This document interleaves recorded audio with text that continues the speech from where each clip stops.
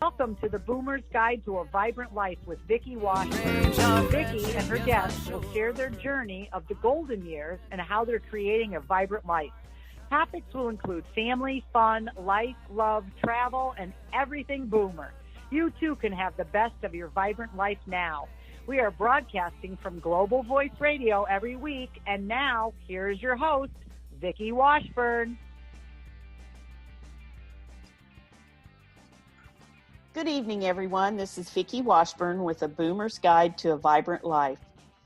Tonight, I have a special guest. I have Crystal Blanchard with me, and Crystal is a traditional naturopath, certified AFT practitioner, a Young Living essential oils distributor, and a voiceover artist who views wellness as being within everyone's reach. It's attainable, achievable, and can be long-term. The use of essential oils in her practice provides the tools necessary to help her clients find the balance that they need to reach and maintain wellness.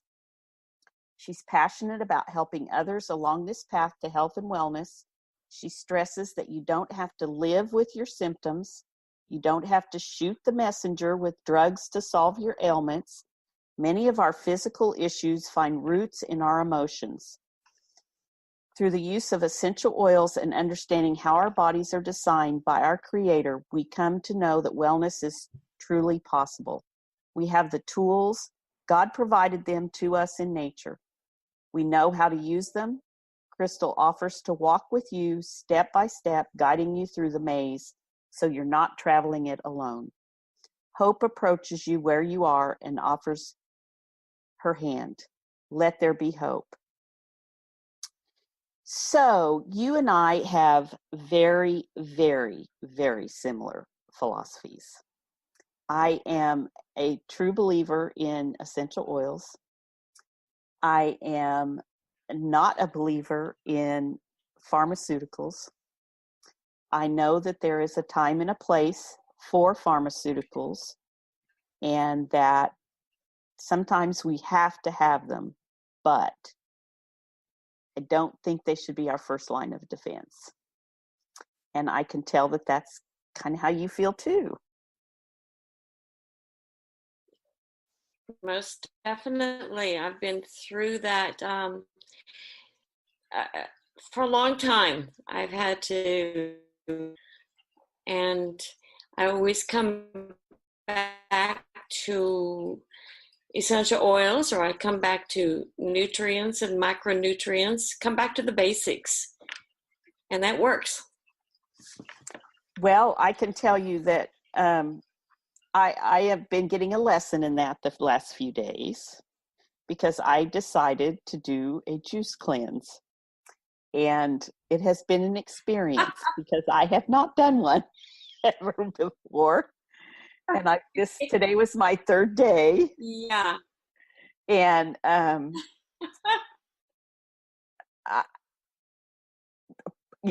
part of me didn't feel real good for a day, and then I got a little bit better. And today I actually feel really, my whole body, my system feels good. It feels healthy. It feels like it's working. I was feeling really sluggish, and today I don't feel sluggish. And I think that's the biggest thing I noticed. And so, and I know that that's, the juice cleanse does that, but I also know that there were a lot of good nutrients in those fresh fruits and vegetables that I was taking in. And so I think that, just made me feel better all over. And is that something that you recommend your clients do occasionally, or? Well, I've done that. I've done that on occasion, and I don't always start there. It depends on where they are.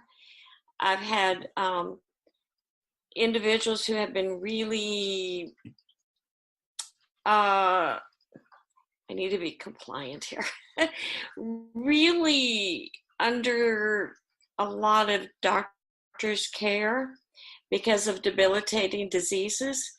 And so, yeah, I will put them into a mild, adaptive kind of juice cleanse because I don't want to wash them out. I want them to be stronger in the end. And one of my instructors at school going through naturopathy said, how many carrots can you eat at one time? And how much spinach and how much can you handle at one time? And when I thought of all the vegetables and the fruit that I was putting into my big cup and trying to ingest that over through the morning, I realized, wow, I was just really getting a lot of good stuff in my body. And that's really what I needed to do. I didn't need to have breakfast, lunch, and dinner at those times. That's why we call it a juice fast. Yeah. And so adding to that would be a lot of water, drinking half your weight in ounces. You know, I know people would say drink 8 glasses of water. Well, my question is, think of those glasses. Yeah. Yeah. Are they small or are they really big? So I say half your weight in ounces of your water, and don't make it cold because the liver doesn't like cold water. So you want to be nice to your liver. You know, and so that's you're doing the right thing. That's something I just learned recently. I had another one of my Young Living Crossline sisters who told me that she drinks a quart of, she makes it like tea, and then she lets it cool enough that she can actually drink it pretty quickly. Mm-hmm. But she drinks a quart of just warm water first thing in the morning before she starts her day. And I have always been a cold water girl. I like my water cold with ice. And so I've had to really kind of think about that. And I've tried to at least do it lukewarm, you know, not out of the refrigerator and not with ice, just room temperature. I haven't gotten to hot water yet, but I'm working on it. I know. Tap it or something. Well, there's a hint. Something you could try, and that is go ahead, put that water in your mouth and chew it. We chew water and swallow our food. Now, that doesn't mean that we just don't chew our food. That means we do chew it to where it is liquefied. But you chew your water so it's room temperature or body temperature. Not room, but body temperature. And by the time you gulp it down, it's good to go. I guess I just always thought your body would warm the water before it got, you know, past your stomach. And so it's going to shock it. It's going to shock the system entirely. Wow. So you don't want to do that. Sorry. Well, no, I mean, we're all learning all the time. I mean, it's amazing the things that I've learned since I got involved with essential oils and all of the health, you know, the health things that I've learned.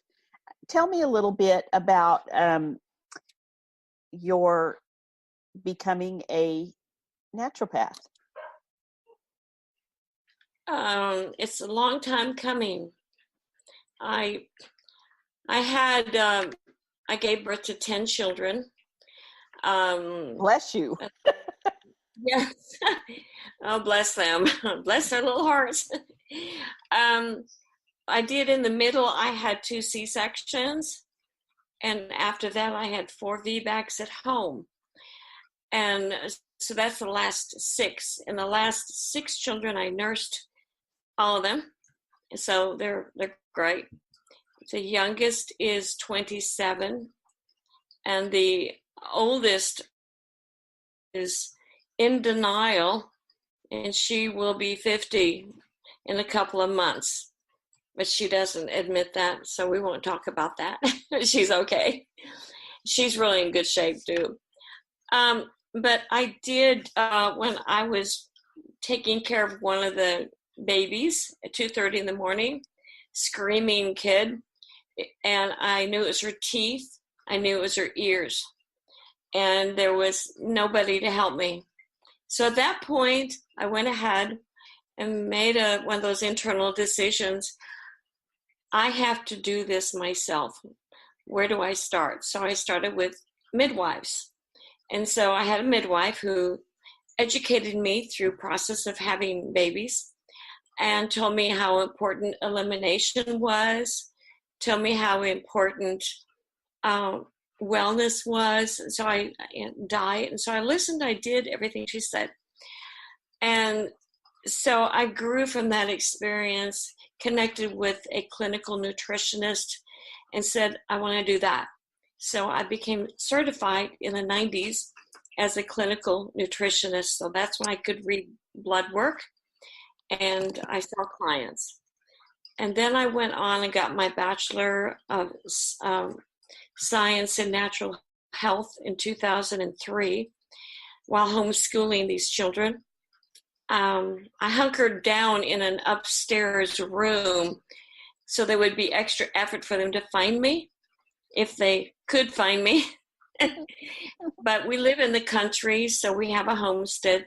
They were too busy studying or running around before technology. And lots of Legos. We had lots of Legos for the kids. And so everybody grew up, got married, had kids, sort of, kind of. And I decided last year in July to go ahead and finish up and get my naturopath designation. And so I hunkered down again, and it took me 7 months to do it. The hardest part was the dissertation, because I was interrupted with a lot of family things, which was all good. And so I did the dissertation, and it was on the use of therapy and balancing your emotions. And just as I was finishing it up, I had a dream. You dream about things. Yeah. I dreamt about my paper, and I knew something was missing. And what was missing was dreams. I said, oh my, how can I forget? What do essential oils have to do with our dreams? So I found out about that, inserted it. Then I learned about aroma freedom technique. And I said, oh, I got to do this. So I finished my paper, connected with an instructor, went to her house for a weekend, got one of those, just her and I, and we worked through it, and it was wonderful. And so she's mentored me through all this time, and I got certified, and it's been great. It was like I did that paper because I was stuck on emotions. So I diverted my attention from studying emotions to go ahead and get my naturopath degree, a designation. And then I came up with this dissertation, and the topic aromatherapy said, I'm going to go back to emotions. I'm going to get this thing figured out. But there was AFT right at the tail end, and it all dovetailed together. And so I finished up the paper, submitted it, aced it. I did 6 case studies, and then my husband went in the hospital for a week and a half. And it was a very dark, lonely place, but the nurses there were holistic, believe it or not. And we were like feeding each other, going back and forth, helping one another, encouraging, edifying. It was so great. So I learned from that process how to move forward.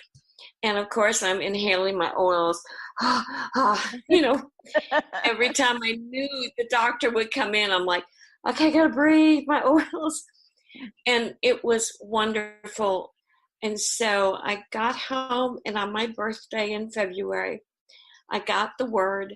I aced the case studies, and I could not believe that. I'm like, that was the hardest part. The case studies to me was hard.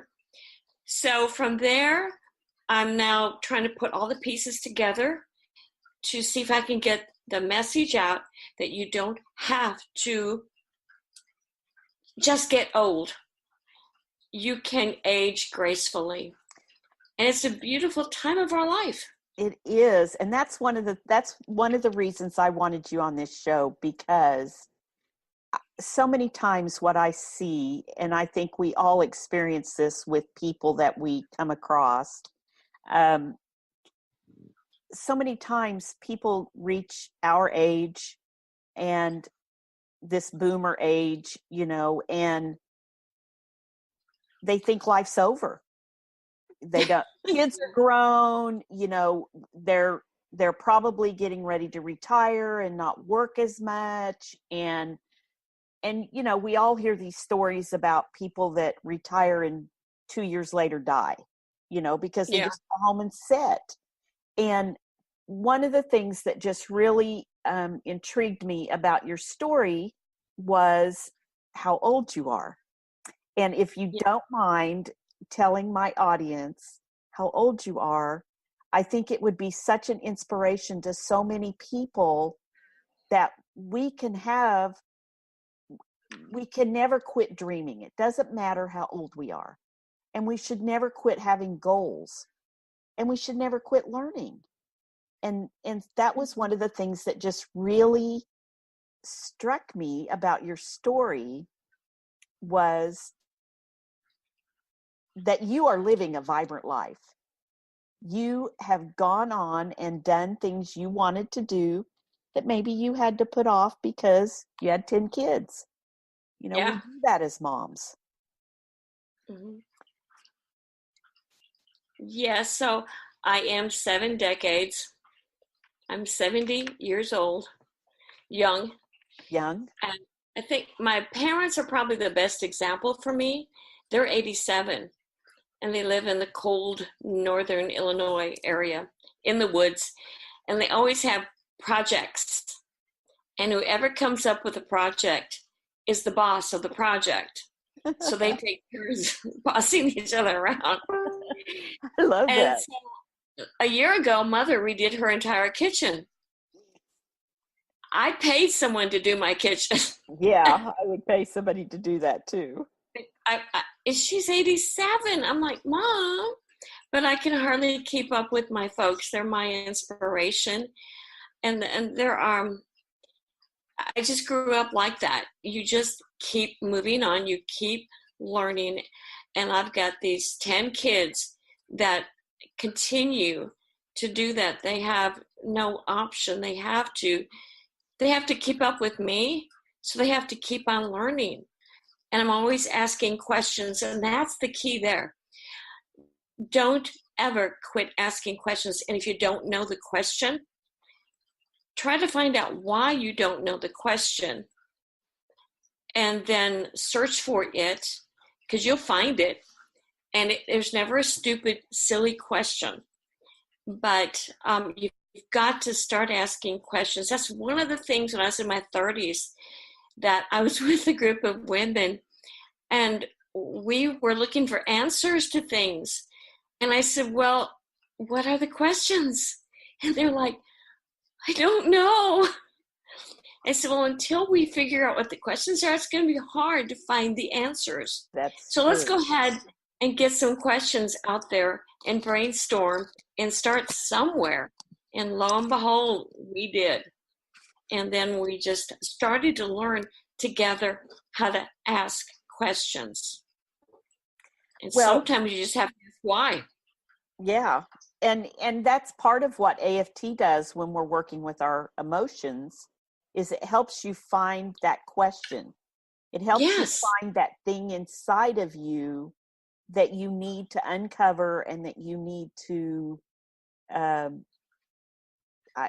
ask, why are you here? What is my lesson? Yes, why have I held on to you? You know, what is what purpose are you serving me? that's right. And then Why am I going through this? yes. And once you answer those questions, then you can start to release those things or heal those things or let them go, whatever you want to call it, so that they no longer affect you. Right. And we can all do that. You don't have to be a young Exactly. person or an old person. It works for everybody, even little kids. Yes. Yes. All ages benefit. So you've got that one right. I just love AFT. I have been through the course. I I recorded my last thing I had to do to submit, Yeah. and it didn't record. Oh no. So that was the only thing I had left, and now they've changed a lot of things. So I think I'm going to have to probably go back through it, but I haven't really had a chance to work with many clients lately because I've been so busy with some other things. But I love AFT. I just Yeah, I love do how too. simple it is. It's such a simple process that really anybody Yes. can do on themselves, just like EFT. Are you familiar with EFT tapping? Yes. That's Yes. another one. They're just so simple Yes, totally. Yeah. that you can, anybody having anxiety or whatever they're Well, experiencing in that moment, they can use either one of those techniques and quickly come out of it. right. Yes, a lot of my study has been geared toward Chinese medicine. And so I understand how the acupoints work with our body. And so the energy from the oils or just from simple tapping can just activate that meridian and get messages to an organ, to a system. And one thing we need to remember is that the size of an acupoint is about the size of a quarter.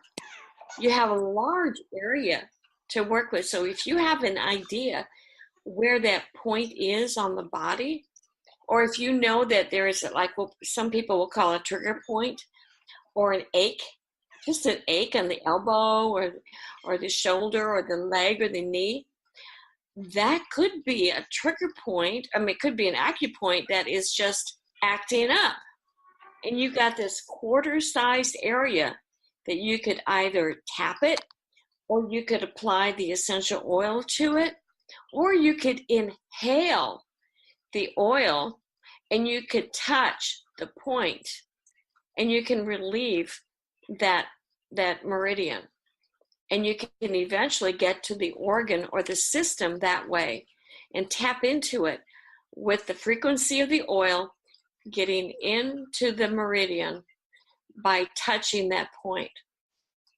But that's a whole nother story. Yeah, and it's just a little tiny tap. It's not anything, Yes. you know, it's you can even somebody was telling me the other day that you could do some of the things even under the table. So if you're Oh like yeah. if you're at an event and something triggers you, you can actually do some of these things under the table, just very gently, very nonchalantly, and nobody will even recognize them. Exactly. I have done that. Oh yeah. And then you can also, well, dare I say, grab your husband's knee and say, squeeze it. And then it kind of like works that way. He Yeah. might get some relief from the tapping on Yeah. his knee. From that conversation. Yeah. I've been known there's a point right here between in the webbing between the thumb and the finger. Right. And if you push that, a few things can happen. One is I've done this with a constipated child. a little one, and say, here, give me your hand. And I would just press on that. And then before you know it, they have to go relieve themselves. And so that's one thing. But there are all kinds of places on the hands and on the legs, on the knees, that we can get to if you don't want to go right to the organ, because like on the spine, just to get to your backbone, you can use your feet. Remember that from the raindrop technique? Yes. You can use your feet. And so I tell that to clients. And I do it to myself every night. I can't always reach an area in my back. So I'll go to my feet because there's a duplicate. Oh, and that's another thing we learned in school. As like a kid. We learned that there is this triangulation, that you have your feet, your hands, your ears, and guess what? Your eyes. The Chinese also have the face. You have all these points that you can analyze and study. You can even watch how a person enters the room. How are they postured? Is it parasympathetic or sympathetic dominant? And how are they holding their hands? Because a lot of men will walk with their hands, their palms going back. I don't know if you can, like this. You're walking, that way. Whereas, normally we'll walk that way. There is an indication of a sympathetic. We're hunched over and we're just, woe is me, the world is coming to an end. I've retired, I have nothing to do. Oh, give me the remote. Let me, give me some chips. Let me just sit back. Yeah. Anyway, that's what happens. And it's not really the way we want to. I don't want to live that way. So. And I don't think it's the way God intended us to live. I don't think he intended us to, work for 40 years and then sit down and die. I think he created us to live with a purpose. And that purpose doesn't end just because we turn 60 or 65 or 70 or 80 or whatever. We have a purpose until we take our last breath. And, that's right. And in order to fulfill that purpose, we have to stay healthy. That's right. God tells us in the Bible that our body is our temple. Well, that's partly why, is because it has to stay healthy for us to fulfill our purpose. Right. Now, I think I saw somewhere where some guy had gotten into a nursing home business and he converted it into a life business where they didn't need the wheelchairs. People were walking around, they were gardening, they were busy, they were interacting with children and animals and helping take care of the animals. They were outside, they were engaged with others, they didn't even need TVs. Isn't that, I think it's a wonderful perspective to not call it just a nursing home, but it's got to be a better name than that. But there has to be life to the very, very end. I know my husband had an uncle who had a twin, Uncle Joe and his twin Flo, for real. And Uncle Joe was a very vibrant man. And his twin, when he retired, just sat down. And then eventually he wound up very arthritic and in a fetal position. He couldn't move. And just before Flo died, Joe went up to him in the nursing home and said, the difference between you and me? When I retired, I kept walking. But when you retired, you sat down. And I thought, wow, that was about 30 years ago. I remember that. Yeah. And I just couldn't get over that. And it made me even more determined. I'm not going to be that person who always sits down. Well, so just to give you an example, you said your mom and your dad are 87. Yeah. And they're still doing projects, remodeled their kitchen. My mother passed away in October of last year at 80. And she, she struggled with different kinds of addiction and was on drugs, a lot of prescribed drugs the last 20 years.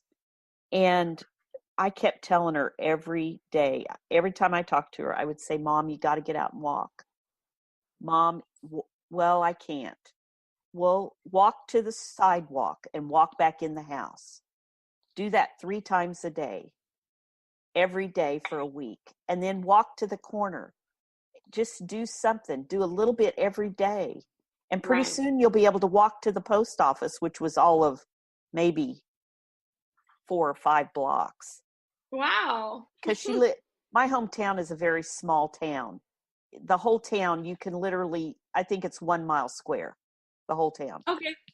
And so it was a really small town. But she just always said, I can't. And so she passed away in October. And,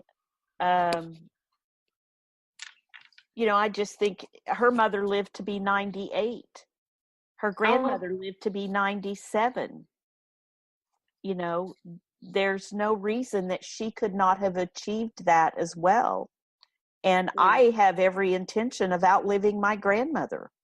I've told my kids I'm going to live to be 108. So get ready. You guys better take care of yourselves because I'm going to be around till I'm 108. So, yeah. But that's the difference. Your parents are still moving. My grandmother had her beauty shop till she was 89. She did not close her beauty shop until she was 89. And when I asked her why she was closing it finally at 89, she said, because all my clients are in the nursing home. I just go to the nursing home and use their facilities. I'm not going to keep my beauty shop open. And so for another year or two, she went to the nursing home and did the ladies' hair at the nursing home. My neighbor man is 100 years old. And this is the first summer, this last summer was the first time since we have lived beside each other 25 years that he has not mowed his own yard. Oh my. Seriously. And we live on 2.5 acres and he does too. And he always mowed his own yard till this last year. And I asked him why his grandson was mowing his yard. And he goes, my daughter told me I couldn't anymore. Get he said, she's afraid I'm going to fall off the lawnmower and die. Well, if that's what he enjoys, he should probably mow until that happens. Yeah. He's not, my dad does that. He's not a very big man, and so he has slowed down some. He's looking a little frail, he's not a big man at all. He's very thin and, so, but he just cracks me up, he's 100 years old and can barely hear, but he just is still out in the yard putzing around and puttering around. And he tells me all the time his mother lived to be 103, I think, and fixed Sunday dinner for he and his brothers every Sunday until the Sunday before she died. No way. Yeah, so. It's commitment. Yeah. That's the way we should all be. Exactly. When I was in 6th grade, I went to a one-room schoolhouse for 3 years. The teacher was a man. He was he was in his 30s. He's still alive, very, very active. And he told us, don't ever say can't. Just don't ever do that. You do that here, you're going to have to write an essay, which means, you write the word on the board, the sentence on the board. Whatever it was, I don't remember. I never said that, so I didn't have to do that. But he droned it in our heads that can't never did anything. Right. So we have a martial arts school that we've had for several years now. It's one of the first things that my kids are the teachers. So my kids will tell their students, Cat never did anything. And I heard, I had a coach a year ago say to me, he said, you can't, don't say can't. And also don't say, I'll try. Because that kind of leaves the door open a little bit. Well, I'll try. Okay. Yeah. It's not a real commitment. I mean, that sounds like a commitment, but it's really not a commitment. It's like a positive can't. Yeah. It's always looking for an out. I tried. Yeah. And my mom always said maybe means no. That's true. I've heard that one. Yeah. That's true. Yeah. Have you been to convention, to the Young Living convention? No. Oh. I've been to something similar in Fort Worth in 2015. Right. But I haven't yet. Yeah, they did have a convention in Dallas. Yes, at Grapevine. Yeah. And but last year at convention, Marcella von Harding spoke about the power of words. Mm-hmm. And some of the things that she brought up really struck me because I had not thought of them before as having a negative impact on our bodies, on our psyche, on our emotions. Right. But it really spoke to me because she used I am, and whatever we follow I am with is very powerful. And she used the example of, words from the Bible, that God says, I am. And those are big words. And she talked about little things like, you're killing me. Somebody will say a funny joke and you'll hear somebody say, you're killing me. And she said, don't say that stuff. She goes, what you are doing is speaking vibrational things out there that are going to come back to you. And you don't want to do that. And so that's, I can't. If you say that enough, you're not going to. That's right. My mother's husband was a very negative man. And we would tell her all the time, he is speaking death over you guys with every word he says. Mm-hmm. And so you have to, I was all the time trying to get her to counteract it, to have a more positive attitude, but she had lived with it for so long that it was hard for her to get past that. And they both, neither one of them lived. She outlived him and she was 80. And, that's seems awfully young to me. I guess the older I get, the younger that seems.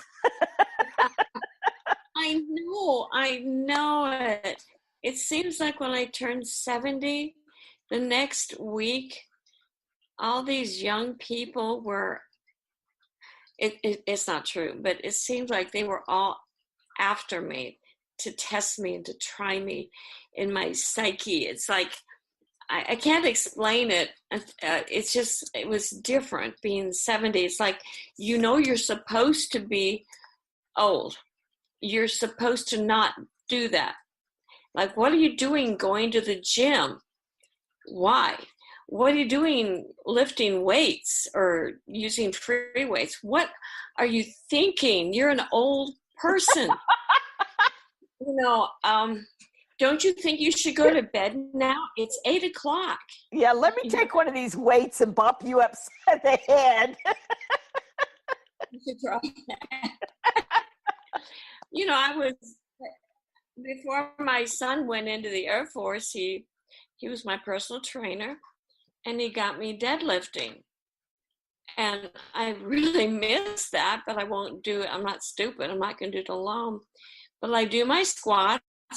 I tell you what, when you haven't done squats for years and then you start doing, it's not hard, but it's when I realized I was in my 40s. Okay. When I was in my 40s, I was going down to get a lid, and to get back up, I realized I had to touch the floor. And I thought, what is this? Since when does that happen? And so I talked to my kids about it, and they said, oh, Mom, you need to work on squats. I said, okay, let's work on squats. So I do squats, and I can go down, I can get back up. And that's key in deadlifting. Yeah. And so there's just so many things. The more you move, and then let's get to the brain, okay? The more that you work that brain, and you don't just take in, garbage in. You don't just take it all in, but you're actually reading, you're exercising. Mother does crossword puzzles. Yeah, and read more than the obituaries. Yeah. I see so many people when they get older, the only thing they do is check the paper for who died today. Yeah. Read something more than that. Well, my folks have done that only because they don't mind socializing at the funerals with the kids of those who died, and so they don't mind because it's a social thing for them. Right. Weird, but that's what they do. But it can't be the focus of your day. You need to be focused on learning and using that muscle in your head for. Yeah, well, that's why I decided to go into naturopathy, because I thought that's going to really exercise that right there, because it's either going to push me over the edge or it's going to get me really close. And I'm going to be a better person for it. And I could maybe help my family better and maybe help other people better too. But the questions now never seem to end, because just this week I've had a whole bunch of questions, talking even to his physician's assistant about an issue, and realizing she's scripting what she knows, and she's not and I told her, I says, did you ever ask these questions? Why do you say this? Why are you saying this particular thing for that particular ailment? Why? Do you know why? Well, the studies show, but where are the studies, and who paid for those studies? Yeah. What originated? Have you read the study, or are you quoting the study that somebody told you? Well, there was not even a quote. It's just the studies show. And I'm like, I've heard that 30 or 40 years ago. It's the same thing. And it doesn't change. But we got eggs. Eggs are good. Eggs are good now. They don't cause a problem. Butter is good. So they gave us eggs and butter, and I'm real happy. But I knew that years ago. Well, that's like, I had Dr. Deb on last week, and one of the aha moments for me in one of her classes was when I went to one of her healthy hormones classes, and she starts talking about the foundation of hormones come from cholesterol. Yeah. And I'm thinking, okay, so what happens when they put you on cholesterol medicine? How does that affect your hormones? Well, now, all my pharmacy friends, I've got 3 girlfriends that are all degreed pharmacists, and they all 3 say, do not ever take statins. Do not. So why is that still the go-to thing to do, is to give people statins? I don't understand. And why wouldn't more people question that? Well, it's because, like me, I'm sure they don't understand how vital cholesterol is to so many other systems in your body. That's right. And they don't really understand how cholesterol is made by the liver. And so those are things. I mean, I just learned that. Yeah. Now it's my job to pass it on to people that I care about so they know it. Yeah. Keep asking the questions, because then you'll uncover more. The liver has at least 500 functions, at least 500 jobs to do. And is the heart has, and is the only organ in the body that can rebuild itself. yes, Regrow it surely itself. can. Right, exactly. It's very, very important. So thank God that it can do what it does.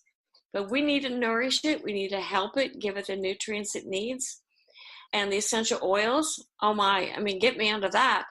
When you know where the liver meridian is and the gallbladder meridian, when you know where those are, and you have a knee pain on either side of your knee, guess what?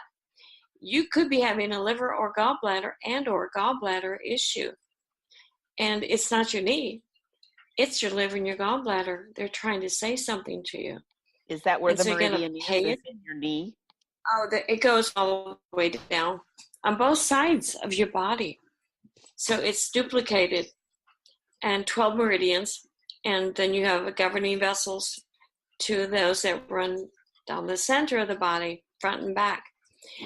And so we are electromagnetically charged, and we're not all chemistry. This is another thing I learned in school. It was fascinating, because if you look at me as a chemical entity and everything about me is chemical, you can give me a pharmaceutical. You can treat me with a drug, because everything then is chemical to chemical. However, God didn't do that. Now, first and foremost, we are energy. God is energy. The universe is energetic. And we are electromagnetic, first and foremost, and then we're chemical. And so you got to get on an atomic level to be on a cellular level to understand how the body is working. And then you'll understand how the essential oils, how AFT can actually work. And Dr. Perkis, he understands this so well, and he's been such an asset, such a help to all of us in the essential oils that we're working with, especially with this EFT, helping our brains to function better. Yeah. And it's been wonderful. It's amazing. Well, I think we're going to have to wrap it up. It has been such a pleasure getting to know you and to spend a little time talking with you. I hope that we can visit again, because I think that you just have a wealth of knowledge that you could share with all of us. And I'm just really blessed to get to know you tonight. Well, it's been wonderful getting to know you, Vicki. I'm grateful for the opportunity, and I hope you have a really great rest of the week. Okay? You as well. And thank you, everybody, for joining us on A Boomer's Guide to a Vibrant Life. Do you have a website that you want to share with everybody?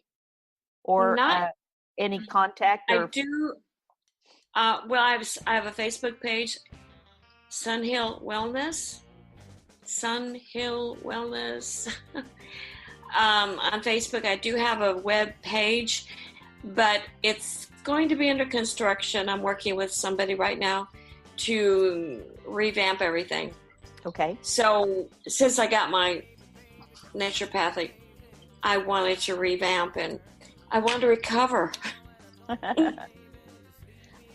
Well, all right. So everybody, you can follow her on her Facebook page, Sunhill on Facebook. And Sunhill Wellness. Sunhill Wellness. And you can follow me on My Life Redesigned on Facebook, Instagram, and Twitter. And also my website is VickiWashburn.com. I hope you all have a very blessed week. And thank you again from A Boomer's Guide to a Vibrant Life. Host of The Boomer's Guide to a Vibrant Life. Connect with Vicki at www.globalvoiceradio.com. Tune in next week for another edition of the Boomer's Guide to a Vibrant Life on Global Voice Radio, where your message and your voices are heard.